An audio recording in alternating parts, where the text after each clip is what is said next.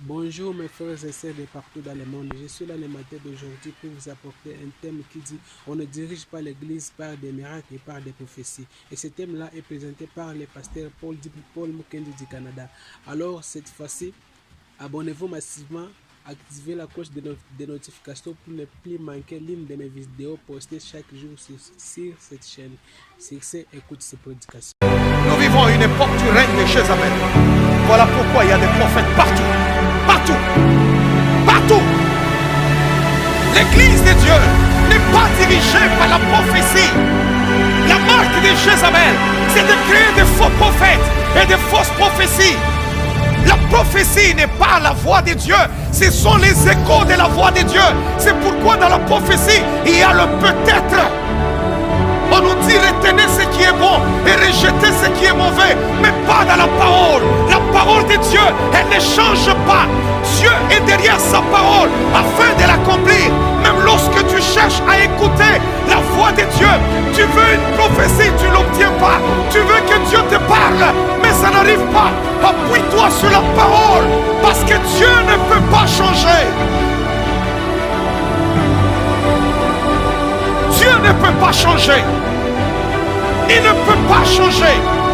Vous pouvez être là, tu t'appuies à genoux, tu dis Seigneur, parle-moi. Est-ce que tu vas faire ceci? Est-ce que tu me donneras cela? Jésus, parle-moi. Tu n'entends rien. Dieu ne te répond pas, ni par le feu, ni par le vent, ni par les songes, ni par les prophètes. Mais ce n'est pas la fin du monde. Il y a sa parole. Il y a la parole. Mais Jézabel distrait les gens. Il faut nous distraire avec la prophétie. Moi-même qui vous parle, je prophétise. Je ne suis pas contre les prophètes. Non. Si je ne connaissais pas bien mon ministère, j'allais aussi dire prophète Mukendi. Mais la vie de l'homme, l'église de Dieu n'est pas dirigée par la prophétie. Vous vous levez un matin, Dieu a dit, Dieu a dit, Dieu a dit. Vous vous levez demain, Dieu a dit, Dieu a dit, Dieu a dit. Vous vous levez après-demain, Dieu a dit ceci, Dieu a dit cela. Je m'en fous qui que tu sois. Tu peux venir me dire Dieu a dit. Mais la parole de Dieu déclare, même un ange, s'il venait du ciel pour venir vous annoncer un autre évangile, que celui qui nous a déjà été annoncé, qu'il soit anathème. Dans la prophétie, il peut y avoir du peut-être, mais dans la parole de Dieu, il n'y a pas du peut-être.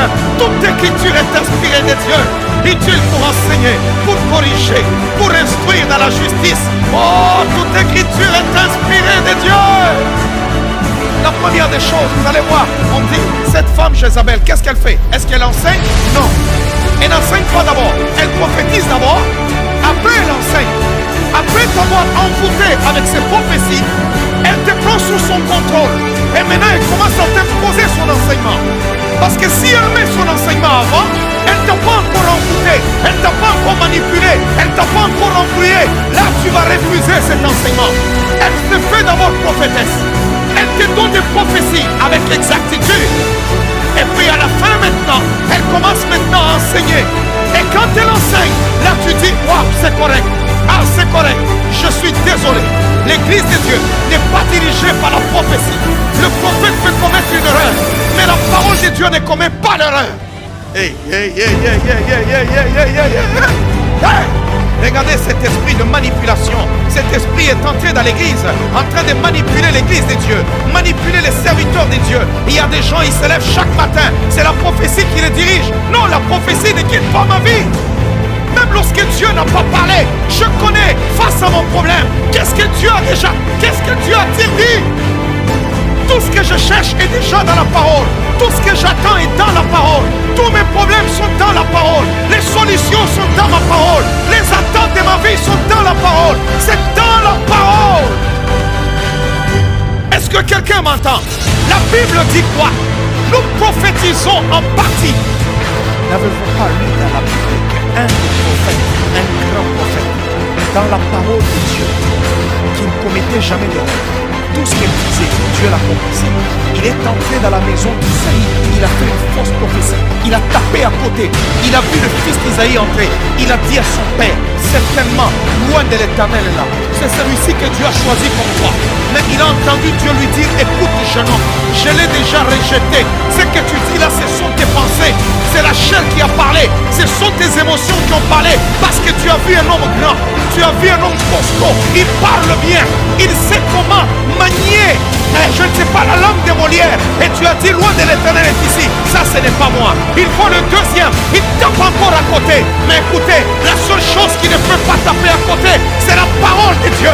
C'est pour cela que la Bible déclare, au commencement était la parole. Au commencement, il n'y avait pas la prophétie. Au commencement, il n'y avait pas de miracle. Au commencement, il n'y avait pas de ceci, cela. Mais au commencement était la parole. Lisez la parole de Dieu, Christ. Lisez la parole de Dieu. Et l'esprit de Jézabel ne vous manipulera pas. L'esprit de Jézabel ne vous contrôlera pas. Lisez la parole. Lisez la parole. Lisez la parole. La parole de Dieu déclare, ta parole est une lampe à mes pieds et une lumière sur mon sentier. On n'a pas dit la prophétie est une lampe à mes pieds. Des fois nous prophétisons, des fois nous-mêmes on ne comprend pas ce qu'on a dit. Mais c'est plus tard qu'on se rend compte que, oh, c'est ce que Dieu m'avait dit, c'est ce qu'il voulait me dire. Mais comment est-ce que ce que je n'ai pas compris peut m'aider à marcher?